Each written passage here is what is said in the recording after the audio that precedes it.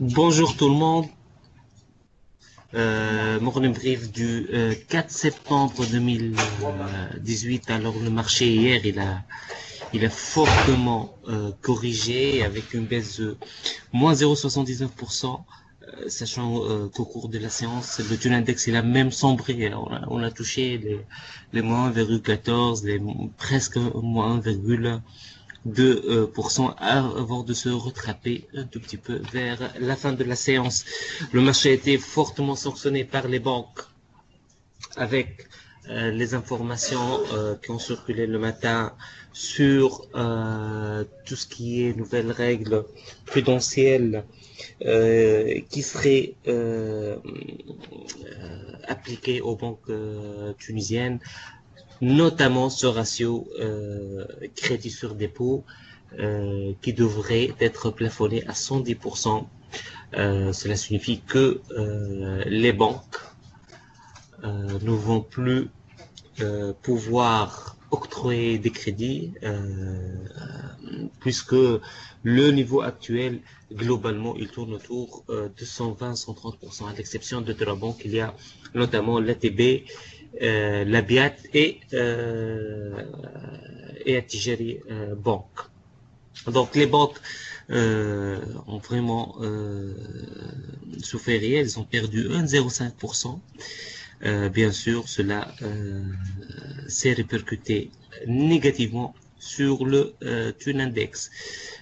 Côté mouvement, on note surtout Soti Papier plus 4,37%. Il y a également la Simpar plus de 94%. Côté baisse, il y a les AMS, l'AMS qui passe sous le dinar, hein, moins 4,04% à 950 millimes. Mais il y a surtout Pauline, moins 3,38%, La Star, moins 3,32% et UADH, moins 2,94%. Côté actualité et activité des investisseurs étrangers, il y a pas grand-chose. Hier, c'était une journée où quasiment l'étranger n'a pas fait d'intervention particulière. Je cède la parole à Rata. Merci Bassem, bonjour tout le monde. On va commencer par commenter les états des concessionnaires.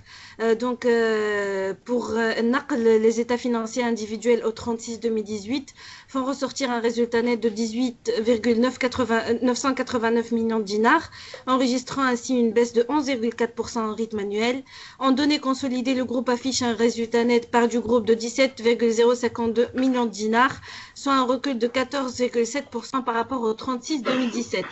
Le résultat opérationnel a cédé 16,4% à 17,416 millions de dinars, soit une marge opérationnelle de 9,51% contre 10,19% une année auparavant.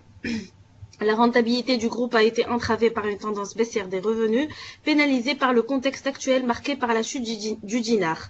Ces résultats ressortent supérieurs à nos attentes. Notre modèle sera donc révisé à la hausse. Nous sommes actuellement à alléger avec un target price de 10 dinars 900. En revanche, l'impact a été moindre pour Artes, qui a vu son résultat net fléchir de seulement 2,33% à 15,379 millions de dinars. Et ce grâce à une reprise surprenante des revenus au T2 2018, plus 22,9% en rythme annuel. Le résultat opérationnel de la société a glissé de 1,4% à 16,787 millions de dinars, soit une marge opérationnelle de 15,11%, progressant de 123 points de base en rythme annuel. Les chiffres publiés par les concessionnaires tunisiens confirment les perspectives modestes du secteur qui continue de subir le malheur d'un dinar de plus en plus faible et la coupe des quotas d'importation. Pour Artes, Alpha Mena est à achat avec un target price de 9 dinars 60 millimes. Nous passons au laboratoire pharmaceutique. Mauvaise surprise pour Adwea qui déçoit de nouveau, avec un résultat net S1 2018 qui s'effondre de 70% à 863 000 dinars, malgré une progression de 11,1% de son chiffre d'affaires semestriel à 49,920 millions de dinars. Ce qui nous intrigue le plus, c'est la flambée des achats des matières premières, principalement les principes actifs, plus 70% à 32,422 millions de dinars, qui a fortement pesé sur le résultat d'exploitation de la société. Un coût inattendu, surtout pour une société qui vient juste de se remettre sur les rails. Nous allons certainement réviser à la baisse nos estimations en attendant des explications de la part du management. Rappelons que Alpha Mena est à achat avec un target price de 7 dinars 100 millim. D'autre part, Unimed annonce un résultat net S2 2018 de 7,621 millions de dinars, soit une hausse de 7,7% en glissement annuel, soutenue par une croissance de 8% des revenus sur le premier semestre.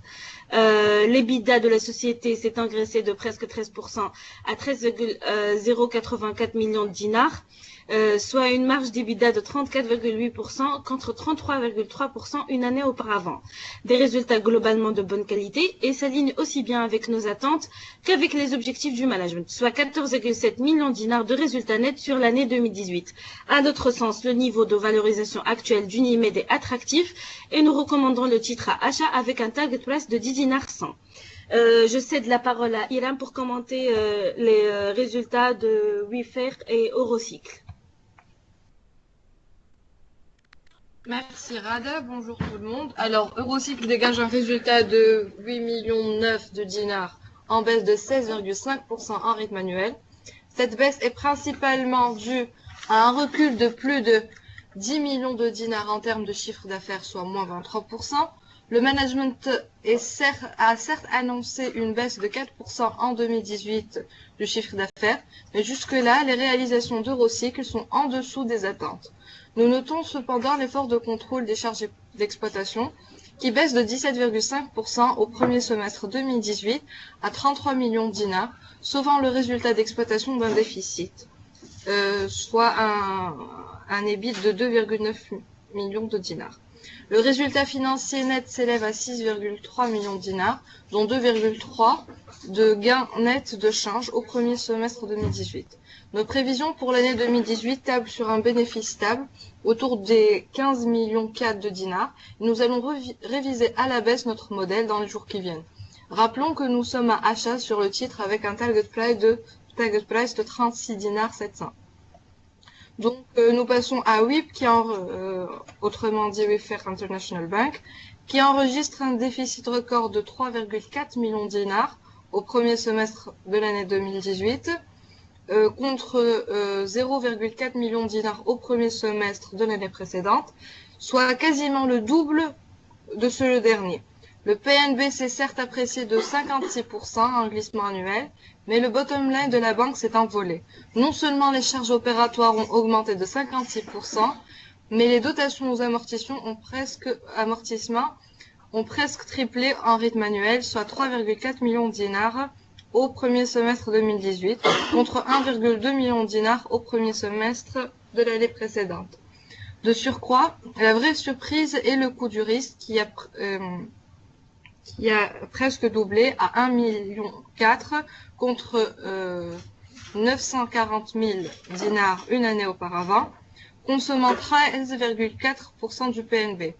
Nos prévisions tiennent compte du retard accumulé par la banque par rapport aux objectifs de son business plan, qui devrait être mis à jour afin de donner de la visibilité aux investisseurs. Nous tablons cependant pour l'année 2018 sur une hausse de 57% des revenus, accompagnée d'un coefficient d'exploitation en amélioration de 74% contre 121% atteint le premier semestre 2018, ainsi qu'un coût du risque de près de 2 millions de dinars. Nous rappelons que nous sommes à vente sur le titre avec un target price de 5 dinars 600 milliers. Donc je cède la parole à Fatma Chafi pour commenter Ciment de Bizerte. Merci Ilham, bonjour tout le monde. Alors la société Ciment de Bizerte publie ses états financiers relatifs au 36-2018. Les chiffres S1 2018 de SCB ont vu une amélioration. Le chiffre d'affaires global est passé de 31 673 millions de dinars à 39 883 millions de dinars au premier semestre 2018, soit une progression de 25,9%. Les ventes locales ont évolué de 11,5% par rapport au S1 2017 pour atteindre 314 millions de dinars au même semestre cette année. Le cimentier a pu réaliser un chiffre d'affaires à l'export à hauteur de 4,569 millions de dinars contre un En ce qui concerne le résultat net, les États ont fait ressortir un déficit de 12,754 millions de dinars contre un déficit de 16 millions de dinars au premier semestre de l'année dernière. Globalement, les chiffres publiés par SCB sont en ligne avec nos prévisions, notamment en termes de chiffre d'affaires. Nous sommes à vente avec un target price à 1 dinar 470 millions. Je cède la parole à Ale pour commenter les chiffres d'ATL. Merci Fatma. Donc, le résultat net S1 en 2018 d'ATL accuse une chute de 47,3% à 1,607 millions de dinars, suite à l'augmentation du coût du risque, qui est passé de 5,6 millions de dinars à 3, contre 3,330 millions de dinars au 36 2017. La baisse des marges suite à la montée du coût de refinancement a été ainsi accompagnée par la dégradation de la qualité d'actifs. Les difficultés du secteur du leasing étaient attendues, mais l'effondrement du résultat S1 2018 d'ATL est surprenant. Nos prévisions seront revues à la baisse, rappelant que nous sommes à accumuler avec un target price à 3,49 dinars. Je recède la parole à Bassem. Merci. Je clôture avec l'ABH qui a annoncé le résultat semestriel. Là, on parle de la société mère, de la banque. On la met donc 57 millions de dinars. Bien sûr, cela signifie qu'il y a eu une progression importante de presque 30% par rapport à la même période en 2017. La banque, elle a réussi à mieux faire pour rentabiliser son activité, preuve d'une maîtrise du coefficient d'exploitation à 44% et d'une stratégie de couverture peu agressive, vu que le coût du risque il est resté quasiment stable. Les réalisations de la BH dépassent nos attentes, qui se basent sur une couverture plus importante tenant compte de l'accroissement significatif de son actif. Nous sommes sur une augmentation de plus de 20% de la dette en glissement annuel. Pour le moment, notre opinion est accumulée et notre objectif de cours est à 22 dinars. C'est ce qu'on a pour aujourd'hui. Je vous remercie pour votre attention et à demain.